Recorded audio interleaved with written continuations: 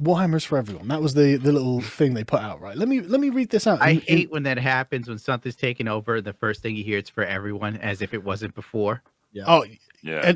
And it's just definitionally not for everyone. Like, there's no way I'm going to get my nan to play Warhammer. You know what? Well, you know, like your grandparents, they're like, oh, I don't really want to play Warhammer. It's like, no, it's for everyone. Get in this game now. You know, like it's not for everyone. It's for people who like it. You know?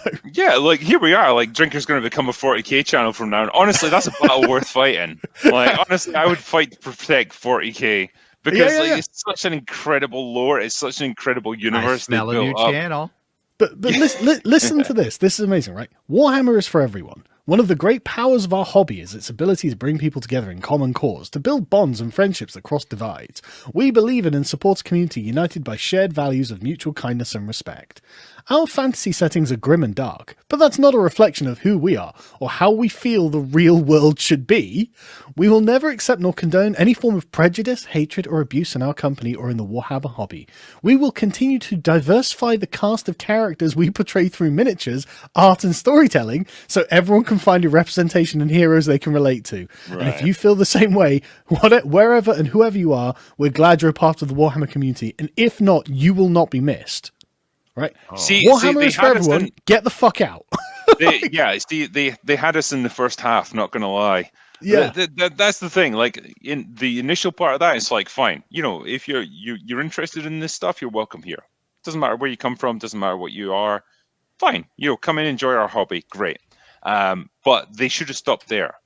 And they should have said, like, if you're willing to accept this universe that we've created for what it is and just enjoy it, brilliant, you'll be welcomed here. If not, maybe you should look somewhere else. Yeah, the second someone starts going, we have to take down the capitalist system and you have to be for Black Lives Matter and Trans Lives Matter. And I'm like, bro, I just paint Gundam model kids. Get the fuck out of here with this. I just want to see flamers go. Yeah, but that's all I want, you know. But I love the idea that we're going to diversify and make sure everyone's represented. Well, I mean, the people who are complaining already are represented, so you should have just pointed that out, right? But the thing is, that was only the first defense that they made against social justice. Like, oh no, we're pro social justice, right? Then they had to come out with another one, right, saying the Imperium is driven by hate, Warhammer is not. Okay. The Imperium of Man. And this is like 2/3 of all of their sales are Space Marines as well, right? So like they've got like 20 factions or something, and like 2/3 of all of the sales are this one faction. And they're like, yeah, so we disavow that faction. Well, what? You're disavowing like your bread maker, you know, the breadwinner in your entire game. You're saying, yeah, we disavow this, right? So they say there are no goodies in the Warhammer 40,000 universe, none, especially not the Imperium of Man. Bitch, you've got cultists whose entire religion is chopping off heads.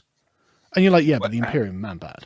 I think with the Imperium Man, like it's become what it needs to be in order to survive, but it's never portrayed really as a good thing. Like I think what is it? Robert Gilliman, like the Ultramarines Primarch has just been revived. And even he's like, what the fuck is this turned into? Like it was fine when I left. And like all of a sudden, like, you know, you've become like this horrible, regressive, you know, technocracy with the like reverence for the emperor that never existed before. Like, so he can see like the change that's taken place in the few thousand years he's been in stasis. It's not. Yeah. It's never meant to be a good thing, but it's a necessary thing for the survival of the human race in terms of what they're facing. And it's like a space theocracy, like in a Roman Empire in space, right? And it's very obvious based on the aesthetics that that's what they're modeling off. And that's fine because it's fucking awesome. You know, it looks great. Keep going, you know. But let me keep reading this out. You like, just think whose perspective in the Warhammer universe on the Imperium of Man are they speaking from, right? They say, there are no good guys, none, especially not the Imperium of Man. Its numberless legions of soldiers and zealots bludgeon their way across the galaxy, delivering death to anyone and anything that doesn't adhere to their blinkered view of purity. Almost every man and woman toils in misery, either on the battlefield where human survival is measured in hours, or in the countless manufactorums and the hive slums that fuel the Imperial war machine. All of this in slavish servitude to the living corpse of a god emperor whose commandments are at best only half remembered, twisted by time and the fallibility of humanity. Death to the false fucking emperor, says Games Workshop. That's the chaos narrative? Like, why would they do that? Like, who are they appeasing with this? Like, they're literally taking the perspective of the villains, the evil dark gods, and then criticizing the Imperium of Man, their primary sales pitch, and like publicly disavowing them. It's like, this is mad. Why are you politicizing like the internal logic of your fantasy world? You know?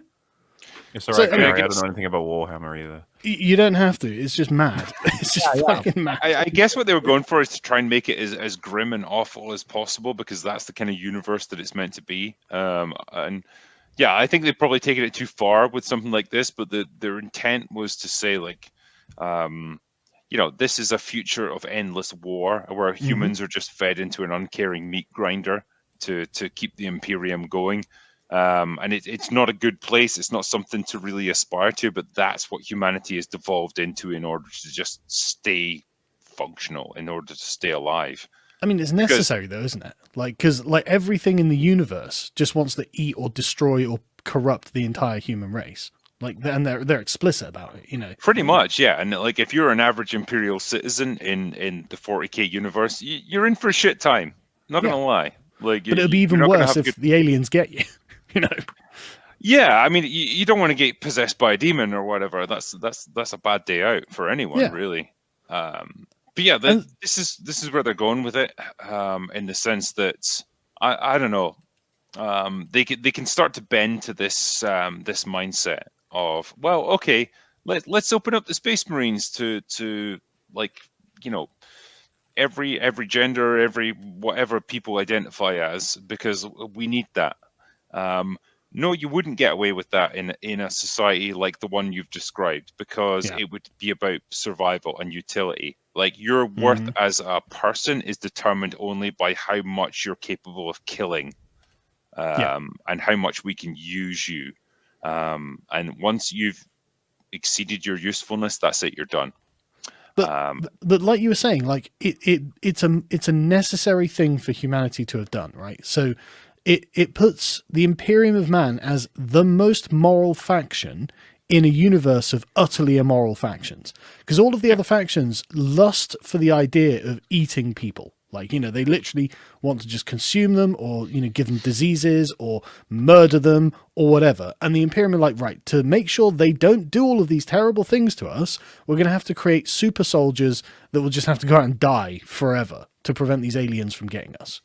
Well, the Imperial Guard are they're the ones that go into the meat grinder. The Space Marines are the ones who actually win the battles. You know, they're the ones that we throw in when, like, you know, shit gets really dangerous. Yeah.